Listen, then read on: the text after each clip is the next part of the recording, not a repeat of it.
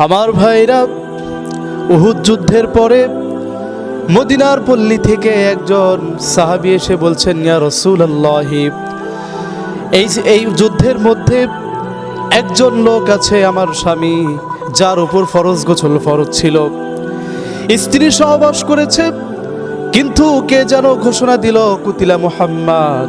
এই ঘোষণা দেওয়ার পরে পরে তিনি আর বাসার মধ্যে নিজেকে নিয়ন্ত্রণ করতে পারলেন না, চিৎকার করে দৌড়িয়ে বলছেন, যেই রাষ্ট্রে নবী নাই সেই রাষ্ট্রে আমিও থাকবো না। এই কথা বলে তিনি জোরে জোরে দৌড়াচ্ছেন। দৌড়াইয়া যখন উহুদের প্রান্তরে যখন তিনি চলে আসলেন, এসে দেখেন নবীজি সেন্সলেস হয়ে পড়ে আছে। এই দৃশ্য যখন তিনি দেখছেন, চতুর্দিক থেকে কাফের মুশরিকরা এসে তাকে হত্যা করে দুনিয়ার জিন্দেগি থেকে বিদায় করে দিলেন। আমার ভাইরা, আমার নবীজি সমস্ত লাশগুলোকে একত্রিত করে আমার নবীজি বললেন, এই সমস্ত লাশগুলির মধ্যে থেকে একজন যুবকের লাশ খোঁজো। তন্ন তন্ন করে যখন খোঁজা হলো, সেই যুবকের লাশ খোঁজা পাওয়া যায় না।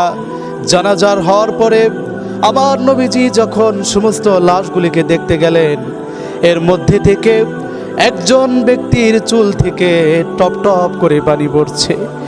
আমার নবীজি সমস্ত সাহাবীদেরকে বললেন, ও আমার সাহাবীরা, দেখ দেখ, তোরা আমার হানজালাকে গোসল করায় দেশ নাই, কিন্তু হানজালাকে আল্লাহ রাব্বুল আলামিন ফেরেশতাদের মাধ্যমে জান্নাতের পানি দিয়ে গোসল করায় দিয়েছেন।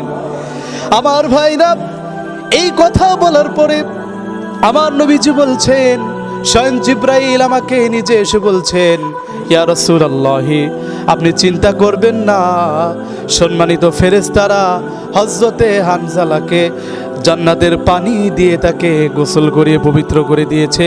একটু চিৎকার করে বলুন সুবহানাল্লাহ।